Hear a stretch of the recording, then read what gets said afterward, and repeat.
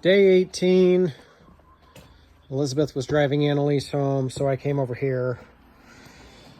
And I had to finish up, let's see, I cleaned out this whole room, got it ready for drywall tomorrow. I had to cut out the floor holes from their old toilet and HVAC system and put those in. As you can see, we got drywall. We got all our drywall in here. We moved that in yesterday. About 150 sheets, combination of the 1/2 inch and the 5/8. I put in the dryer vents. The main thing I worked on after cleaning up in that dryer vent was this toilet area.